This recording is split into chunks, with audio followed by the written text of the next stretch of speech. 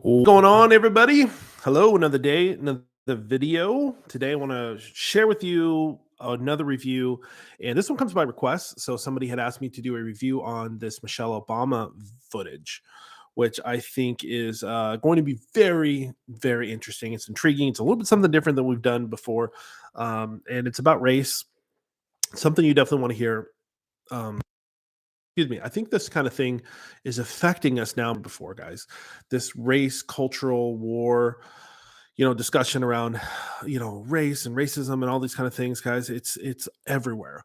And the church and the pastors have no say on it, no stance on it seemingly. I mean, I know they do, right? But they're afraid to say something, and they really can't say anything because of the bubble that they build themselves into, where if they say something, they might lose butts and seats, and if they lose butts and seats, they're going to lose revenue, which means laying off staff and things like that. And so the church, as in certain terms of your local church, your local branded church, has no influence on one of the most influential topics out there in the world. It shouldn't be that way. And so, anyway, I want to share something with you here. And let's do this review. So, I don't know if you're going to be able to actually see this clip, but you will be able to listen to it here real quick. So, I don't think I can actually share, which is totally fine. Okay. Let me let you listen to this, and then let's go through this really quickly because it's really just a couple of really short clips. Okay, here we go. Right, this is going to be crazy. Okay.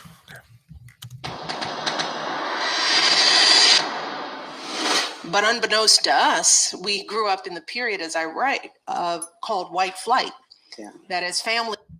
White flight. Families like ours, upstanding families like ours. So she's on a panel of a bunch of upstanding Black people, who were doing everything we were supposed to do and better. As we moved in, white folks moved out because they were afraid of what our families represented. And I always stop there when I talk about this out in the world because, I want to remind white folks that y'all were running from us, because this family, yeah. This family with all the values that you read about, you were running from us and you're still running. Now I'm 12 years. Okay, there's Larry Elder comes in. So she says, "You're still running." Okay. All right, let's get into this. So let me start from the top. Okay.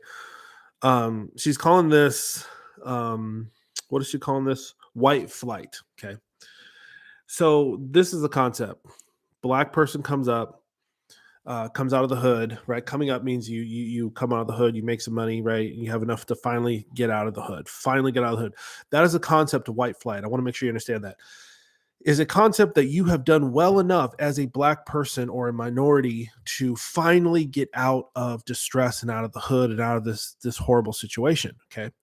So you come into a middle class neighborhood or an upper class neighborhood, or she's talking about an upper class elite neighborhood.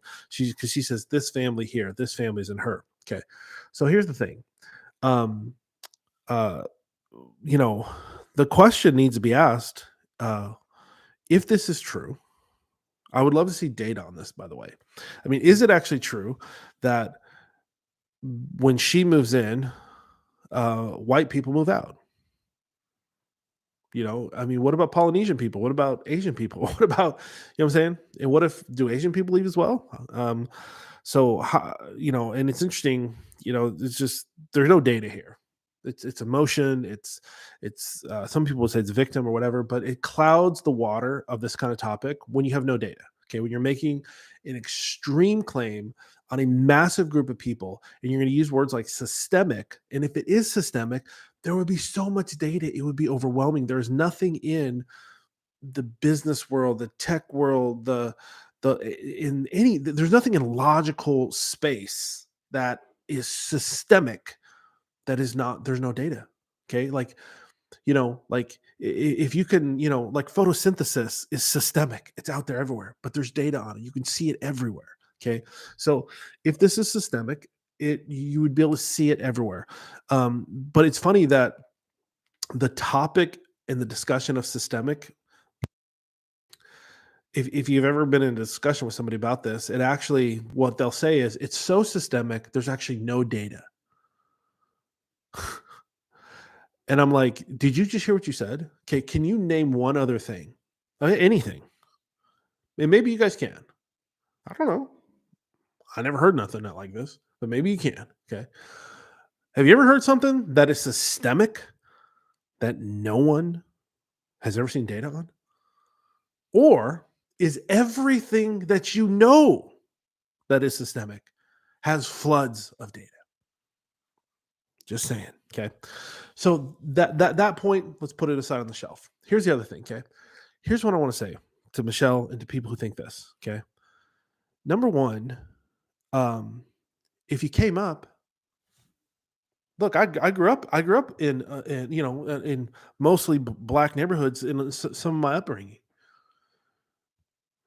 I know exactly what she's talking about.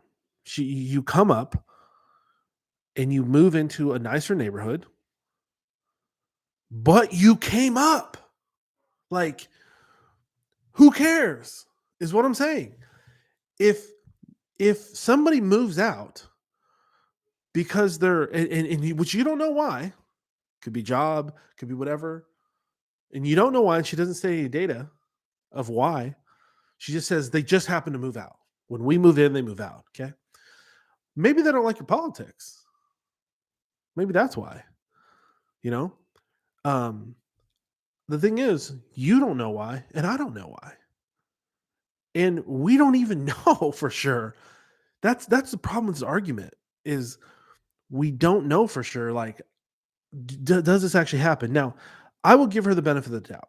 Okay. For the sake of argument, I will give her the benefit of the doubt. I think this is possible. Do I think it's possible on a large scale or a majority scale? Absolutely not. Okay. And here's the thing. Even if it were a majority of people move out and more black people move in, who cares? You came up. Why do you care what someone else is doing if they are being racist? Which is like, why would you just assume that they move out? Oh, they're racist. So, but if they are, then they're an idiot. So why would you care? And why do you want to judge everyone else's stuff? Why do you want to judge and assume that you know what I'm saying? Because she's painting these real broad strokes. We move in, all the white people move out.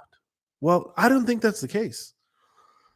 It's funny. So they just bought a $15-16 million home right on the beach. We're right on the beach. I think it's Massachusetts, right on the beach. Okay. Meanwhile, side note, claiming that climate change is going to raise the ocean so much that all the properties on the ocean are going to be devastated in the next few years or the next decade or so. So if that's the case, why would you? No, she didn't rent it. She didn't lease it. They bought it cash. Look it up. They bought it cash. So that's called an investment. So why would you make an investment in something that you think long-term will be worthless or will go down in value? Anyway, that's a side note again. Let's just table that one. But so I think like at the end of the day, like if I came from the hood and go to a nice neighborhood and somebody moves out, who cares? I came up. Like literally, I'm pumped. Like I came up. Okay. So there's a couple things I want to talk about here. Okay. I think so the next thing you have to do is you have to go to, okay, if somebody's moving out, let's just assume, because that's the only way we can actually move this debate forward. Let's just say people are moving out. Who knows? Is it 1%? Is it 1%? Is it 10%? Is it 50%? She doesn't know. And if she did, she would say it. I mean, honestly, if she knew a data point and it was a lot, don't you think she would say 33%, 29%, 52%? You know what I'm saying? So she doesn't know a data point because she doesn't mention it, because that would be the concrete evidence, right? So she doesn't know. I think we can make an assumption on that. That is an assumption. Um, and then here's the thing, okay? And then she says, anyway, I just want to. I don't want to belabor this, but I want to hit it to you this way. Okay, I want you to think about this in the most logical way possible. Okay, number one, there are some racist people who will do what she said and they'll move out. Okay, but here's the thing: if they're racist, why the hell would they move out? Don't you think they'd try to kick you out? So if they try to bump you out or try to make you feel not welcome, then they're racist.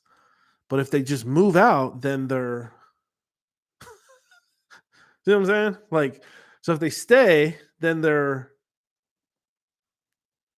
and if they leave, then they're, do you see what I'm saying?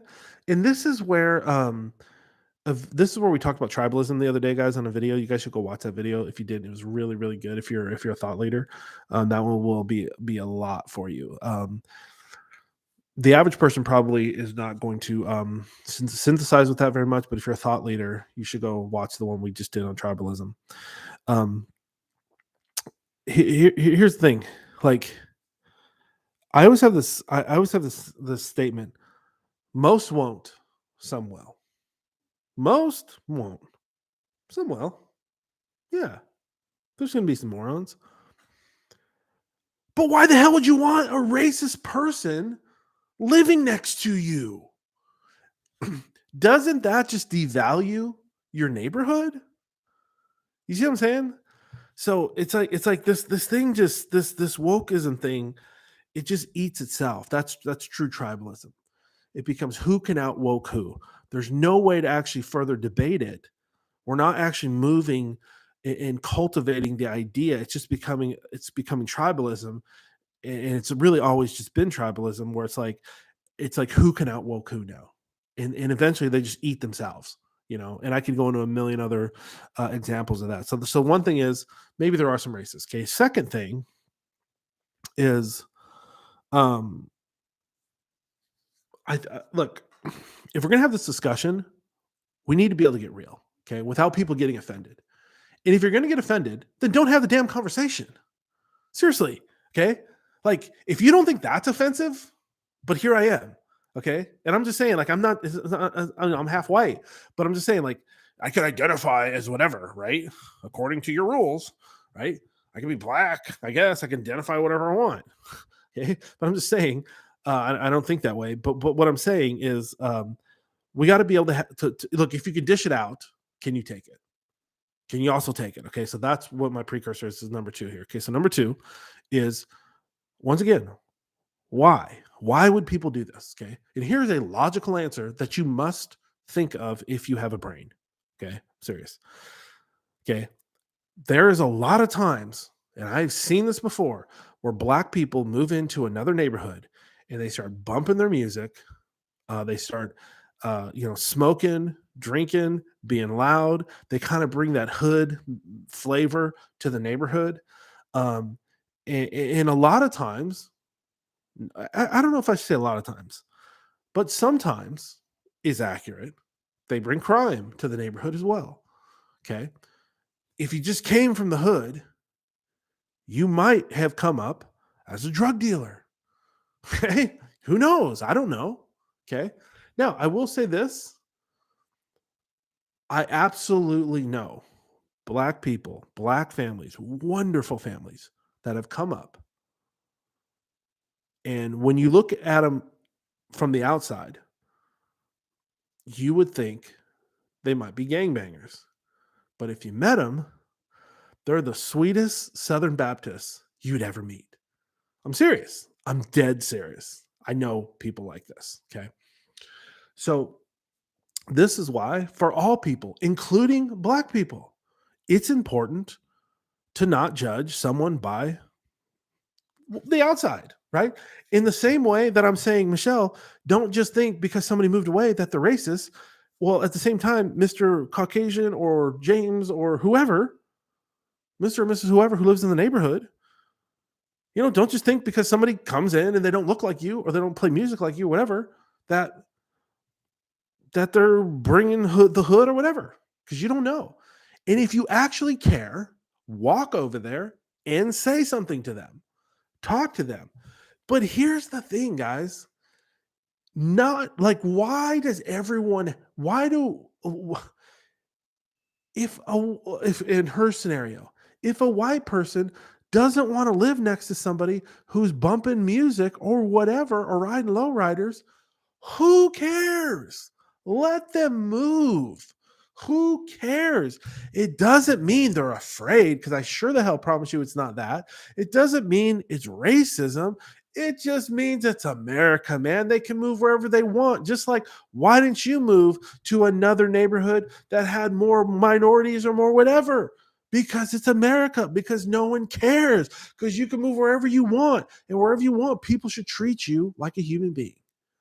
And so I think, this, it's interesting, because I think the reality of this, guys, it goes both ways.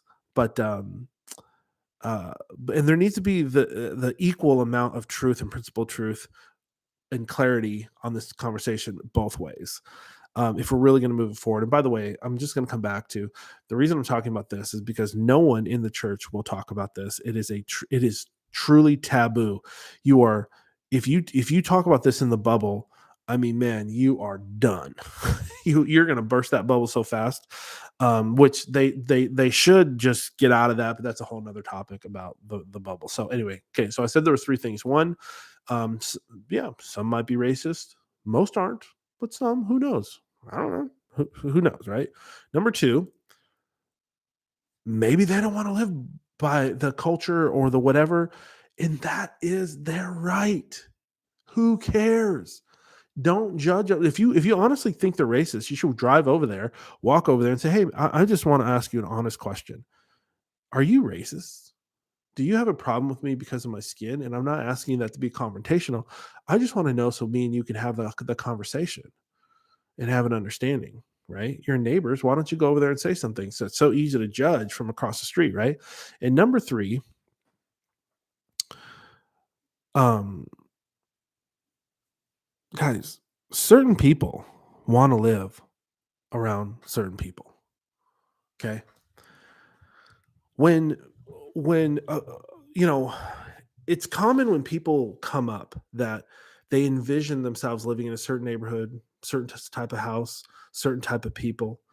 And if that neighborhood starts to change, they leave. For instance, okay, when I first moved to Texas, okay, from the West Coast, I owned a house, or I was leasing a house right on the water, full acre, 3,000 square foot, boat garage.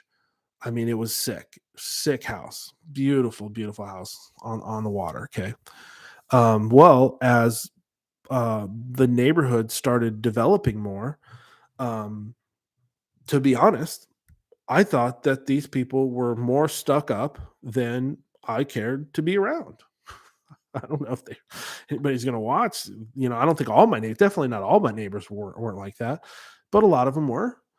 And especially when you come from California and you look at these guys living on the water in Texas, and you're like, dude, if you think you're rich or you think you got something, like, because you got your nice house and jet skis and whatever, dude, if you lived in LA, you'd be living in a 1,600 square foot townhome with that kind of money.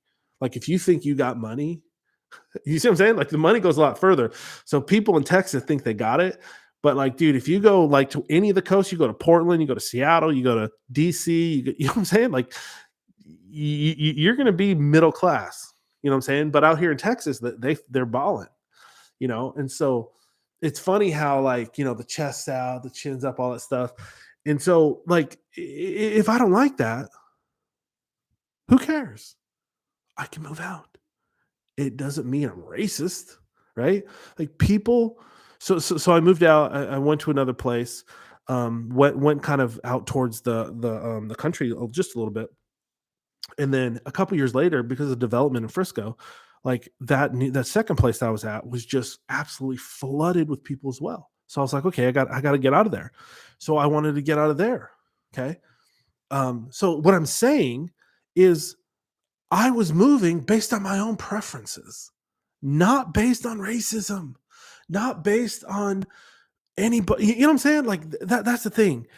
If people don't want to live around you, Michelle, then two things: look inward and say, is it something me that, because if you care, then look inward. Don't look at everyone else. Don't see, when people say play the victim means you're helpless. That's what a victim is, somebody, because there are victims in the world. There are victims. And those victims are people who are truly helpless. You buying a $16 million home right on the water are not helpless. So if you're worried about people moving out, you should look at yourself. How do you carry yourself? How do you act? How do you talk? How do you treat them? Did you go over and talk to them? Do you know why they moved out? Do you know anything about them? You know what I'm saying? And I find it interesting that in this conversation, she doesn't bring any of that up. She doesn't know anything about them. She just knows they moved out. And so they must be racist. And so anyway, guys, once again, guys, talking about this because no one in the church has the guts to talk about this, but it is affecting us more than ever before. It is affecting our children. It's affecting our neighborhoods. It's affecting how we think. And the bottom line is, guys, I don't care where you move. I don't care where you move out of. But if you're in this movement and you're with us and you're part of the 600 something people who are subscribed and the thousands of other people who are watching us every week, thousands now, okay? If you're part of this movement, I only ask kindly one thing: treat your neighbor as yourself. That's it. Church Bubble. Talk to you soon. I'll be here every day. Be here tomorrow. Check for me in the news feed. Be here every single day for you guys. Thanks so much for hanging out. Talk to you soon.